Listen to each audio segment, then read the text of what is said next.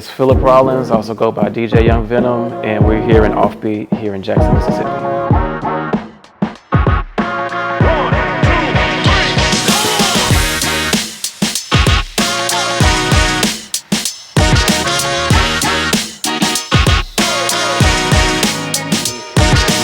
I started OffBeat in 2014. OffBeat is a byproduct of Mississippi Black Leadership Institute. I was nominated for it back in 2013.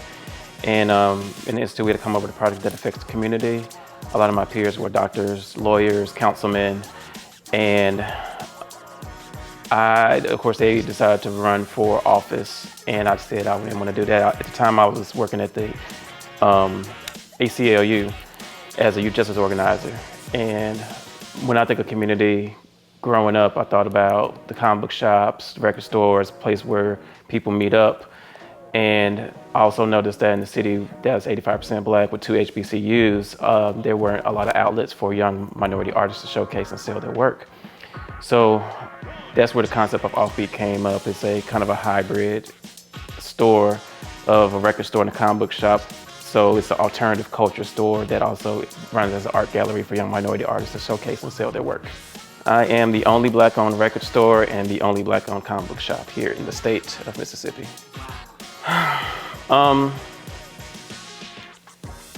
Holding the title for, being one of the few record stores in the state, much less the entire United States, is kind of daunting, but it's understandable from how the way music progressed and everything is.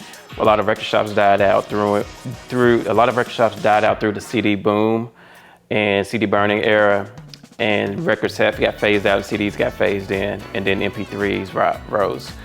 So it makes sense that happened, but and being here in this state, growing up, I was told if you want to be an artist, you're gonna be a starving artist, you won't be able to make a living and stuff like that. So it's not surprising that the arts and stuff that promotes the arts and showcase the arts get pushed to the side, which allows people like me and people of color that we sell our music to ourselves. We don't have those outlets for that. So it's sad in a way, but there is a rise. There's about 20 or 30 Black-owned record stores in the entire United States, and I'm part of a coalition called FAMS, Forever Music Store, where it's all Black-owned record stores. And we're working on trying to get more Black-owned record stores open throughout the United States, FAM stores, basically. For artists it's harder for artists to get, I guess, nationally known, and it's easier as well too. And what I mean by that is, with the advent of technology and social media, stuff has just been moving. And we are not gifted with the resources to keep up in that speed. Trying to keep up with a lot of what's going on with the music scene and keeping up and trying to promote yourself properly and make sure you get paid properly. It's a lot of things and a lot of steps that get missing for artists. And a lot of artists that are talented are very talented, know how to be artists, but they don't know the business side of music. And that's where stuff gets lost. And trying to be a mediator for, hey, you need to get this, you need to do SoundScan, you need to do this, you need to do this, in order to get paid properly, instead of just dropping single after single after single. And trying to teach artists the importance of history, because I'm seeing the same things happen that were happening back then. Bad label deals, bad contracts, not getting your rights for your music. This stuff's been going on since the 60s and 70s, and it's still going on today, which is sad. And trying to, it's a lot of things that's not being seen that people just want to do. And what I've noticed is in the music industry, there is a lot of people that don't look like us in these rooms that are making the decisions of what music gets approved, what music gets put out, what gets heard, what gets seen. And that's just a case of what it is. So I never felt that I should be the one to do what I'm doing currently. I just saw that there was a need for it. And I'm a firm believer of if something is not done or if you need something done, you can do it yourself. And here in Jackson and Mississippi as a whole, it's pretty much a blank slate. So it's a lot of things that people want and they'll go to Atlanta or Dallas or Chicago or anywhere else because it's already there. And I'm like, well, you can be the one that create it and cultivate it and foster a scene here. And so it's one of the things that's like, I often think about it a lot is where, why am I doing this? For what reason? And are people appreciative of it as well too? And it's one of the things that I would've went crazy if I walked into a store like this growing up. And I hope that people that do come in the shop or hear about the shop, you know, take advantage of it and whatnot. And any other store similar to this, be like, hey, we can't take this for granted. We need to cultivate it. We need to bring people here. We need to hang out. A lot of people call it their third space. So it's, you know, I feel like it's just one of those things that just has to happen, in a sense. So celebrating Black Music Month is kind of loaded because I think Black music is celebrated all the time, but it doesn't hurt to highlight it in a specific month or a specific day. I don't see any harm in one or the other. But with what I'm seeing how the industry is going, and for instance, what Beyonce is doing, and she's bringing light to Black people created house and disco, Black people created country, and then rumored next is Black people created rock and roll, which is also true. We have that going on, but we also have a decline in hip hop. Hip hop sales are declining, and people are not talking about that enough, and that's something that's created by Black people and Latinos as well too. So it's one of those things we have to bring to light, and we have to step back and see like why the culture that are some of the most popular genres of music in the world, not in just the United States, but in the world. Why is it declining? What are people listening to now? What are we reclaiming, and why should we reclaim it? And how should we think about music in general as a whole, as a people? So, Black Music Month, by far, let's celebrate the people that we have here. Let's celebrate the people that we've lost. Let's celebrate just overall the music that we created and that we're still creating and making more of. But let's also think about how to push it forward more beyond just a month, and it probably should break it into genres. Now, since there's so many different genres, we can celebrate each month as a different genre as well too. Favorite artists from Mississippi.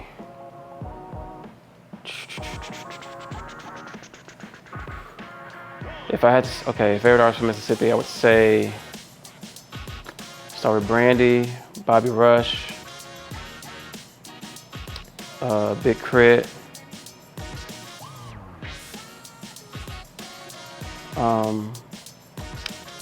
this guy named 730, the guy Fifth Child.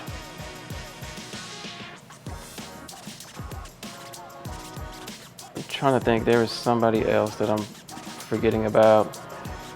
I want to throw out a group that's very rarely talked about, that doesn't get enough recognition, called Freedom. There was a funk surgence in Jackson, Mississippi, and there were 3 bands. There was Freedom, Natural High, and Magna Funk.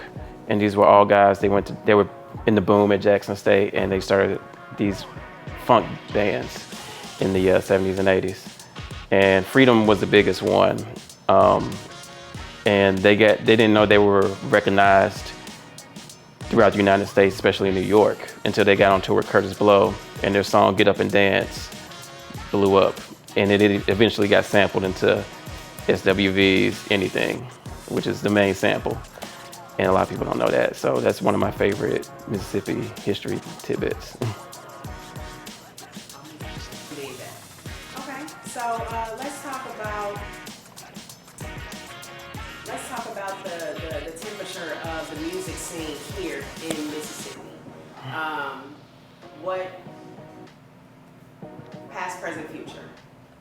Okay. The music scene in Mississippi currently is kind of scattered. There's a lot of groups and cliques amongst artists and scenes and zip codes and areas. So nothing's really melding together like it probably should. Probably due to lack of a festival that could possibly make that happen. We have a blues scene, we have a Southern soul scene, or what, if you're from here, we call it blues as well, but it's Southern soul. We have a hip hop scene, of course. We have a punk rock scene that's growing. And we have a small, surprisingly small, like R&B and soul scene here. And from what I've seen in the 20 years I've been DJing and been on radio and on in the shop, the hip hop scene has never changed. It's always been segmented from, and I'm pretty sure it's like this everywhere, where it's like you have your really aggressive hood stuff here, then you have your somewhat conscious hip hop in one side. And very, very rarely you'll see those two meld, either with producers from this side working with these guys on beats or vice versa. But you'll see, and also you won't see like the R&B singers meld with the more aggressive hip hop side as well too. So there's that going on. But we're also seeing people like Dear Silas and Akeem Ali who've come from here and made their name known in Atlanta and stuff like that, which is great and fine. And Silas is still here, so he's still doing a lot of work here, which is good. But I would like to see more artists, you know, put forth a lot more effort and whatnot, especially working with some of the seasoned generational musicians. Like I haven't seen anybody reach out to Bobby Rush, which he's right here while he's here. So I would like to see that happen and, you know, work with generational talent and, you know, get his wisdom while he's still here. So the scene is always growing, is always cultivating, is always being innovative, but it's not being recognized, which is what the biggest problem is. And that's due to lack of people who we need behind the scenes to do PR, marketing, A&R, and we need publicists as well too. The future of music for Black artists is a really tough question. I would have to say, and me and my friends have talked about this, and it's very controversial, that hip hop has to die in order for stuff to progress. Just like disco died and we got house music from that. Hip hop will probably have to quote unquote die, but something's gonna come out from it where it'll be a kind of like a hybrid or amalgamation of different genres. We're seeing a lot of stuff with the Jersey house scene, that resurgence, and we've created so many subgenres that's begat from hip hop and house and disco and stuff. So we have Jersey has, you know, their house stuff. We have New Orleans bounce. Everybody has their kind of own swing to it, and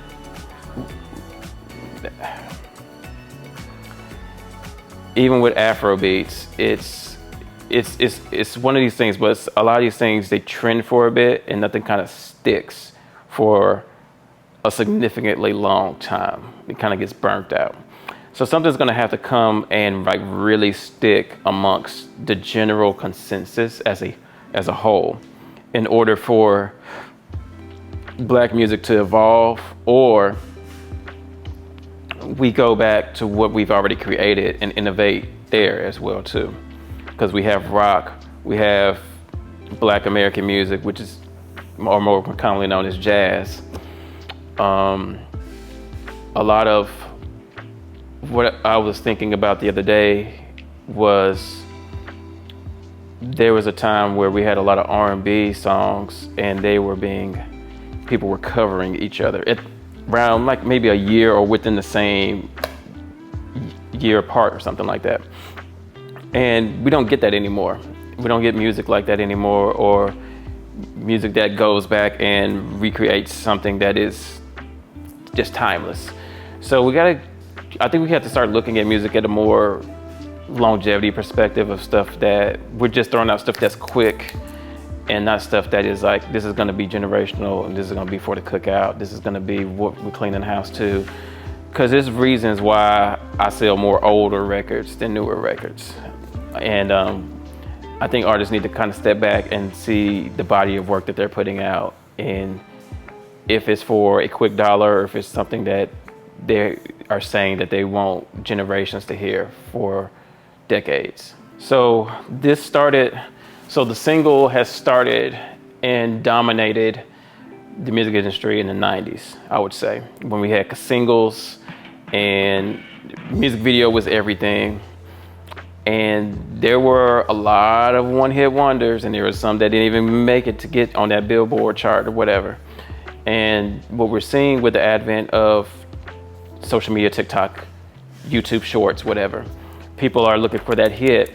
And I often ask people, okay, you like this song, but you wouldn't just buy this song because you're gonna hear it over and over and over and over again on social media. So do you really like this artist, or do you just like this catchy hook that you hear 4 bars or 8 bars of? And we have to look at the artist as like, is this all that they are worth? And with the advent of technology, which is going to be the hindrance of a lot of people, with AI technology especially, we got to look at like, well, they can have an AI thing and then create something, and we can cut out the entire person, real person out. So are people putting out bodies of work that's worth listening to? Are people putting out bodies of work that they're saying anything?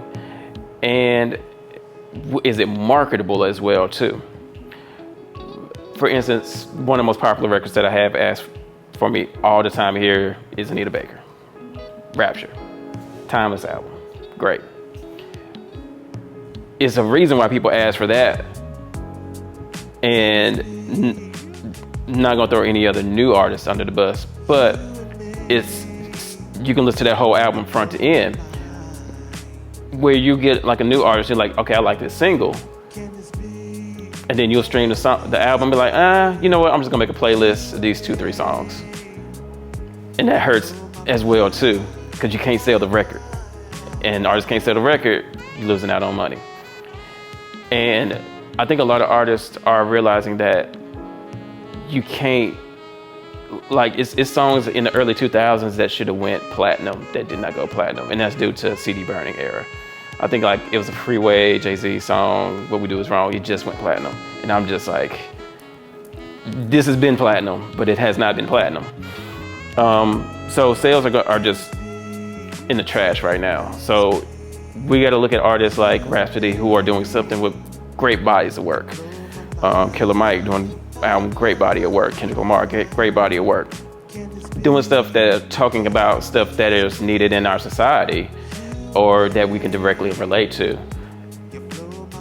But it's a lot of new music that's come out that is like, we really have to evaluate, and we need to start picking and choosing who we're rallying behind as well too. I've always said that, me and my friends always talk about how Mississippi is kind of like the cornerstone for a lot of places in music. So Chicago, of course, there's the Great Migration to Chicago, so there's a lot of history there, Chicago blues and everything. The California connection is often not talked about enough, in my opinion. And I discovered last year that actually another black-owned record store, one of the oldest black-owned record stores in the United States, VIP in Long Beach, where the infamous Snoop Dogg video, when he's on top of the building, they have Mississippi connections. They are from Mississippi. The owners are from Mississippi.